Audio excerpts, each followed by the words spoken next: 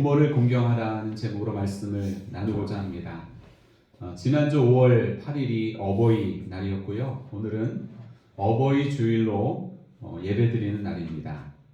미국에서는 어버이날이 아니라 어머니의 날과 아버지의 날이 따로 있는데 매년 5월 둘째 주일은 Mother's Day, 어머니의 날.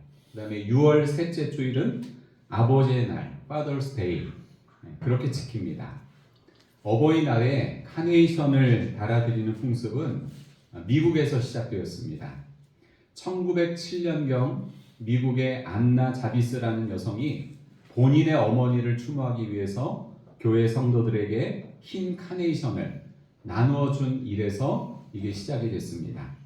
그러다가 1914년 미국의 28대 대통령인 토머스 우드로 윌슨이 5월 둘째 주 일요일을 어머니의 날로 정하면서부터 정식 기념일이 된 이후 지금까지도 미국에서는 5월 둘째 주일에 어머니가 생존한 사람은 빨간 카네이션을 달고 또 어머니가 생존하지 않는 사람은 하얀색 카네이션을 가슴에 달아드리면서 선물을 드리고 식사 대접을 하는 그런 풍습을 지키고 있습니다. 어버이 주일을 맞이해서 저는 십계명의 5번째 계명에 대해서 말씀을 생각하고자 합니다. 이 5계명은 부모 공경의 계명인데요. 사람과 사람 사이에 지켜야 할 대인 계명 중에서 으뜸이 되는 계명입니다. 부모를 공경하는 것은 일반 사회에서도 통용되는 아주 보편적인 가치인데 소크라테스는 자녀를 사랑하는 것처럼 부모를 사랑하라. 그것이 사람의 도리이다 라고 했습니다. 고대 로마의 철학자였던 키케로는 부모를 공경하지 않는 자는 신도 존중하지 않는다고 했습니다. 여러분은 어떤 근거로 부모님을 공경하고 있습니까?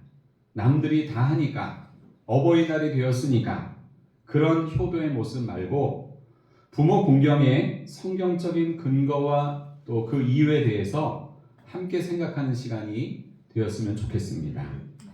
먼저 부모 공경의 첫 번째 이유는 부모 공경은 하나님의 명령이기 때문입니다. 하나님께서 우리에게 십계명을 주신 이유는 우리를 얽매이게 하기 위한 것이 아닙니다. 우리를 잘되게 하기 위한 것입니다. 그러므로 십계명을 포함한 모든 이 하나님의 말씀, 66권의 이 성경 말씀은 하나님의 자녀된 우리의 유익을 위해서 주신 것이요 부모 공경의 계명도 마찬가지입니다. 우리가 하나님의 명령을 따라서 부모님을 공경할 때 결국 그것이 우리 모두를 유익하게 한다는 것입니다. 하나님은 여러분 질서의 하나님이시라는 걸 아시죠? 온 우주의 질서를 만드시고 세상의 질서를 만드시고 하나님과 사람 사이의 질서를 만드시고 또 사람과 사람 사이의 질서를 만드셨습니다. 사람과 사람 사이의 관계에서 지켜야 할 질서의 근본은 부모를 공경하는 것인데 이 질서를 잘 지키는 사람은 하나님께서 본래 의도하신 참다운 인간으로서의 삶을 살아가지만 이 질서를 깨는 사람은 결코 하나님이 의도하신 참다운 인간으로서의 삶을 살 수 없습니다. 여러분 주변에 있는 여러 가정들의 모습을 한번 잘 관찰해 보세요. 부모를 잘 공경하는 집안과 그렇지 않은 집안을 한번 비교해 보세요. 부모를 공경하는 집안은 가정이 화목하고요. 형제 간의 우애가 넘치지만 부모를 공경하지 않는 집안은 잠시도 조용한 날이 없습니다. 부모 공경은 사람이 만들어낸 윤리가 아닙니다. 이것은 창조주 하나님의 디자인과 또 생각을 통해서 나온 하늘의 윤리면서 땅의 윤리입니다. 성경은 특별히 부모 공경의 계명을 지키지 않고 하나님이 정하신 질서를 무너뜨리는 자들을 향해서 아주 무서운 말씀으로 경고하고 있습니다. 한번 여러분 보시겠습니까? 자, 출애굽기 21장 17절 같이 읽습니다. 자기의 아버지나 어머니를 저주하는 자는 반드시 죽일지니라. 엄청 무섭죠, 그죠? 죽이래요, 그냥. 자, 두 번째, 신명기 27장 16절. 그의 부모를 경홀히 여기는 자는 저주를 받을 것이라 할 것이요 모든 백성은 아멘 할지니라. 자, 잠언 30장 17절 진짜 무섭습니다. 아비를 조롱하며 어미 순종하기를 싫어하는 자의 눈은 골짜기의 까마귀에게 쪼이고 독수리 새끼에게 먹히리라. 무섭죠 여러분? 하나님이 이렇게 무섭습니다. 그러니까 하나님이 하신 이 명령을 지켜야 되는데 그거 무시하면요 이게 이런 무시무시한 일을 당한다는 거예요. 하나님이 여러분 잔인한 분이 아니에요. 하나님이 엽기적인 존재가 아니십니다. 그런데 이렇게까지 강력하게 말씀하신 이유는 뭐예요? 이것이 너희의 삶의 질서와 너희의 유익을 위한 길이기 때문에 이렇게 너무나 강력하고 세게 말씀하시는 겁니다. 부모 공경은요 하나님께서 직접 말씀하신 명령입니다. 그러므로 이 명령을 지키지 않는 자는 하나님 앞에서 큰 죄를 범하는 것이요 결코 하나님이 주시는 복을 받을 수 없습니다. 자, 이 부모 공경은 하나님의 명령이기 때문에 우리가 지키는 것이고요. 두 번째 이유가 있습니다. 부모님은 하나님의 대리자이기 때문입니다. 한번 따라합시다. 부모님은 하나님의 대리자이시다. 하나님의 대리자이시다. 마틴 루터는 하나님이 부모를 이 땅에 보내셔서 자신의 대리자로 삼으셨다고 했습니다. 물론 하나님과 부모님이 똑같을 수는 없습니다. 그러나 우리는 이 땅을 살아가는 동안 부모님의 모습을 통해서 하나님의 모습을 간접적으로 경험할 수 있습니다. 우리를 낳으시고 조건 없는 사랑으로 길러주시고 온갖 좋은 것을 자녀에게 공급해 주시고 언제까지나 자식이 잘 되고 건강하기를 바라시는 부모님의 모습처럼 하나님은 언제나 무한한 사랑으로 우리를 돌봐주시고 인도하는 분이십니다. 인간을 향한 하나님 사랑의 최고 절정이 뭐죠 여러분? 예수님의 십자가죠. 하나님의 사랑을 어떻게 우리가 볼 수 있느냐, 확인할 수 있느냐? 예수님의 십자가 사건을 통해서 우리는 하나님의 사랑이 우리를 향해 얼마나 크고 깊고 위대한 것인지를 알 수 있습니다. 그런데 우리를 살리기 위해서 독생자를 주신 그 아버지의 사랑, 자신의 생명을 우리를 위해서 아낌없이 내어주신 예수님의 사랑은 누구도 측량할 수 없는 위대한 사랑입니다. 이렇게 측량할 수 없고 영원히 변하지 않는 것이 하나님의 사랑인데 인생을 살면서 구체적으로 경험할 수 있는 하나님의 사랑과 흡사한 사랑이 바로 우리를 향한 부모님의 사랑입니다. 친구 간의 우정도, 남녀 간의 사랑도, 부부 간의 사랑도, 그 어떤 인간의 사랑도 주변의 환경이나 자신의 이해관계에 따라서 얼마든지 바뀔 가능성이 있습니다. 그러나 이 세상에서 언제나 변함없는 위대한 사랑이 하나 있는데 그것은 자녀를 향한 부모님의 사랑입니다. 자식을 향한 이 부모님의 사랑은 조건이 없습니다. 유익을 따지지 않습니다. 무언가를 바라지 않습니다. 어린 시절에는 그 사랑을 잘 몰랐는데 부모가 되어서 자녀를 낳아서 길러보니 부모님의 사랑이 어떤 사랑인지를 아주 조금은 알 것 같습니다. 안병욱 교수의 세상에서 가장 아름다운 것이란 책에 보면 이런 이야기가 나옵니다. 어느 날 하늘에서 하나님이 3명의 천사를 부르셨습니다. 그러시고는 어떤 명령을 주시는가 하면 너희가 세상에 내려가서 세상에서 제일 아름답다고 생각하는 것 한 가지씩을 가져오라는 명령을 하십니다. 그래서 이 3 천사는 하나님의 명령을 따라 이 세상으로 내려가서 각자가 다니면서 정말 이 세상에서 가장 아름다운 것이 무엇인지를 찾아다니기 시작을 합니다. 어느 정도의 시간이 흘러서 3 천사는 자신들이 생각할 때 세상에서 가장 아름다운 것 하나씩을 가지고 하나님 앞으로 갔습니다. 한 천사는 어린아이의 웃는 모습을 가지고 왔고요. 또 한 천사는 아름다운 꽃을 가지고 왔습니다. 그리고 또 다른 천사는 어머니의 사랑을 가지고 왔습니다. 그렇게 천사들이 각자가 가지고 온 것들을 하나님께 바쳤는데 어린이는 어느덧 장성에서 아름다움을 상실했고 꽃은 시간이 흘러서 시들어 버렸고 어머니의 사랑만이 여전히 아름다웠다고 합니다. 저는 부모님이 모두 세상을 떠나서 이 땅에서는 더 이상 부모님을 볼 수 없지만 부모님이 저에게 베푸신 그 사랑의 손길은 평생 제 가슴에 남아있을 것입니다. 사랑하는 여러분, 부모님은 하나님의 대리자요 하나님의 그림자와 같은 분이십니다. 부모님을 통해서 우리는 하나님의 사랑을 보다 실제적으로 느끼고 경험할 수 있습니다. 이 땅에 하나님의 대리자로 세우신 소중한 우리 부모님을 하나님을 섬기고 사랑하는 우리 모두가 되었으면 좋겠습니다. 아멘. 부모 공경의 세 번째 이유가 있습니다. 부모님은 우리에게 생명과 축복의 통로가 되기 때문입니다. 이 세상에 태어난 어떤 사람이든지 부모님이 없었으면 이 세상에 존재할 수 없었습니다.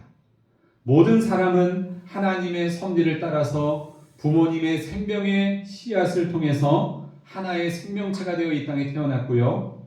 결국 부모님은 우리를 이 땅에 존재하게 하신 축복의 통로가 되셨습니다. 그러므로 우리는 우리에게 생명을 나눠주시고 축복의 통로가 되신 부모님을 마땅히 섬겨야 합니다. 어떤 사람은 인생살이가 너무나 고통스러워서 또 자신이 태어난 것 자체를 저주하며 자기를 낳아준 부모를 원망하기도 합니다.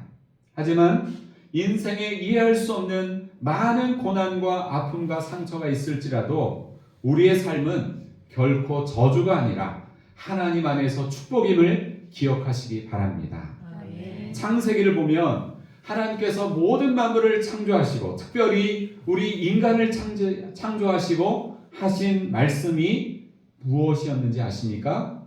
보시기에 심히 좋았더라.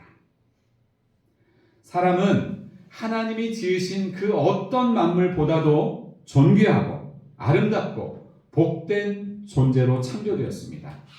그러므로 우리는 이 땅에서 반드시 축복된 삶을 살아야 할 이유가 있는 것입니다. 사랑하는 여러분, 하나님께서 부모님을 통해 여러분을 이 땅에 있게 하신 것은 하나님의 변함없는 사랑과 축복의 이유 때문임을 믿으시기 바랍니다. 아멘. 옆 사람과 그렇게 축복하며 인사하시겠습니다. 당신은 하나님의 축복을 받은 사람입니다. 그렇게 인사하시겠습니다.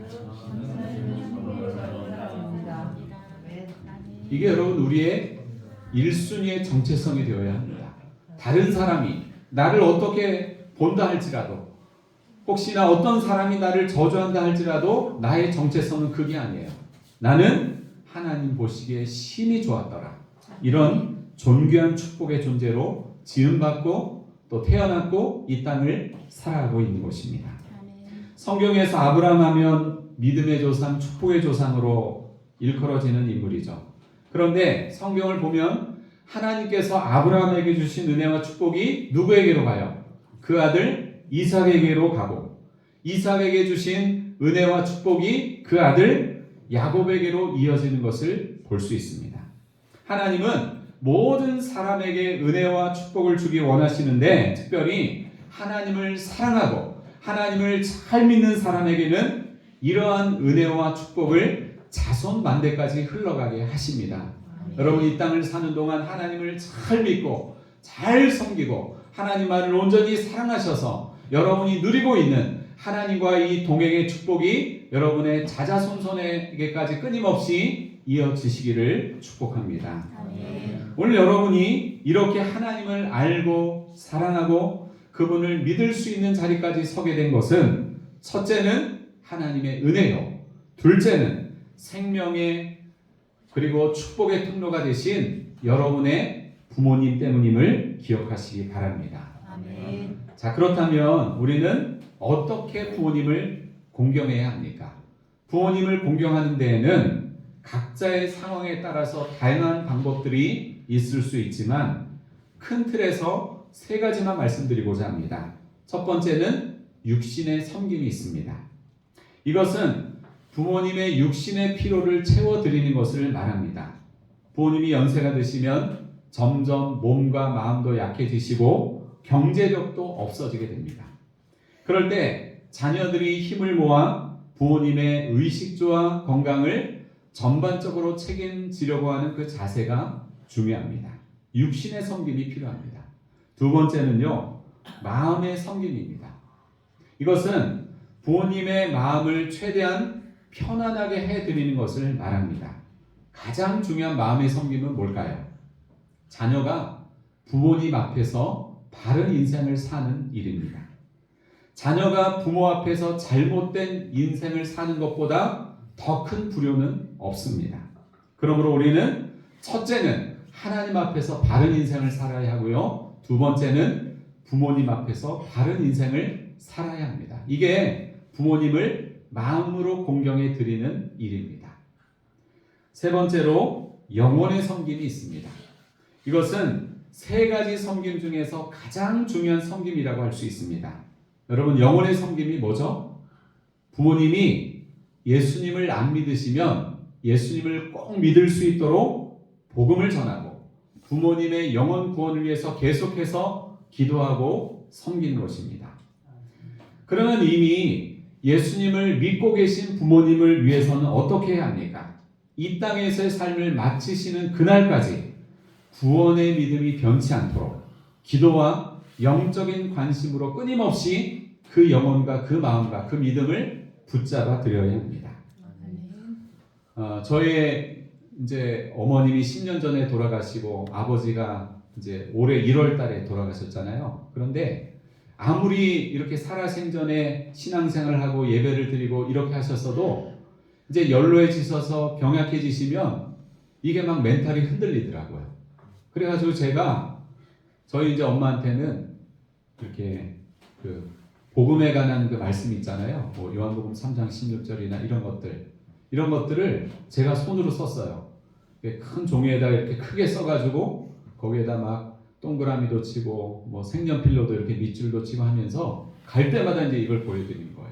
그러니까 막 이걸 읽을 힘도 없으니까 그냥 눈으로만 보고 그냥 끄덕끄덕하고, 그러니까 이 복음의 말씀을 계속 보여드리고, 저희 아버지 같은 경우도 이제 몸이 안 좋아지셔서 요양원에 가니까 그때부터 멘탈이 나가고 또 상태가 안 좋아지는 거예요. 인생에 이제 무슨 소망이 있냐.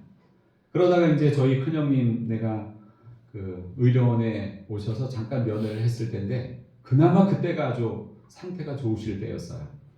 그때 이제 천국에 대한 이 소망에 대해서 말씀을 드리고 확신을 시켜드리는데 그렇게 기운이 없으시고 막 축 처져 계시던 아버지가 두 팔을 벌쩍 들고 번쩍 드시고 아멘, 오늘이라도 내가 천국에 들어가겠습니다. 이렇게 막 씩씩하게 그렇게 천국에 대한 소망과 믿음을 고백하시는 그런 모습을 보았습니다.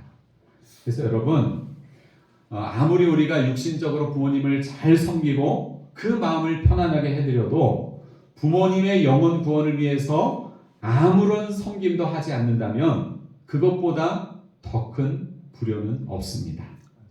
사랑하는 여러분, 아직 예수님을 모르는 여러분의 부모님이 계시지 않습니까? 그 부모님을 위해서 해야 할 가장 긴급하고 중요한 섬김은 영혼의 섬김이라고 하는 사실을 명심하시고 예수님을 전하는 여러분이 되시기를 바랍니다. 아멘. 마지막으로 부모 공경을 통해 주시는 하나님의 축복의 말씀을 함께 읽겠습니다. 자, 여기를 보시죠. 시작. 내 부모를 공경하라. 그리하면 내 하나님 여호와가 내게 준 땅에서 내 생명이 길리라. 에베소서 6장 2절 3절. 내 아버지와 어머니를 공경하라. 이것은 약속에 있는 첫 계명이니 이로써 내가 잘되고 땅에서 장수하리라. 아멘. 자, 부모를 공경하는 자에게 주시는 하나님의 축복의 약속 두 가지는 뭐죠? 잘 되는 것과 오래 사는 거예요. 장수하는 거. 여러분 두 개 다 원하시죠? 두 개 다 원하죠. 안 원하면 바보죠. 잘 되는 것은요, 질적인 삶을 말하고 오래 사는 것은 양적인 삶을 말합니다. 물론 잘 되고 오래 살기 위한 목적으로 부모님을 공경하는 것은 아니지만 우리가 하나님의 계명을 근거로 부모 공경을 실천할 때 하나님께서 주시는 하늘과 땅의 복이 여러분의 삶 속에 축복의 열매로 나타나게 될 것입니다. 오늘 10계명의 5계명인 부모 공경에 대해서 마지막 말씀을 드리면요. 여러분 10계명의 나머지 9가지 계명 다 아시죠? 그죠? 다른 9가지 계명은 우리가 천국 갈 때까지 계속해서 지킬 수 있는 계명이지만 부모 공경의 계명만큼은 부모님께서 살아있는 동안만 지킬 수 있는 한시적인 하나님의 계명이라는 것입니다. 아직 여러분의 부모님이 살아계시다면 섬김의 기회가 사라지기 전에 주 안에서 부모 공경의 계명을 적극적으로 실천하시기를 주님의 이름으로 축원합니다. 아멘. 말씀을 정리합니다. 우리가 부모님을 공경해야 하는 이유는 뭐죠? 첫째는 하나님의 명령이기 때문에, 두 번째는 부모님은 하나님의 대리자이기 때문에, 세 번째는 생명과 축복의 통로이기 때문에 우리는 마땅히 부모님을 공경해야 합니다. 자, 부모 공경의 방법은 뭐라고 말씀드렸죠? 세 가지. 육신의 섬김, 마음의 섬김, 영혼의 섬김. 이 중에서 가장 중요한 게 뭐라고요? 영혼의 섬김. 여러분, 부모님께서 살아계신 동안에만 실천 가능한 부모 공경의 계명을 기쁨으로 또 적극적으로 잘 행하셔서 하나님 앞에서나 사람 앞에서나 복 있는 주의 백성으로 인정받고 살아가시기를 예수님의 이름으로 축원합니다. 아멘. 기도하시겠습니다.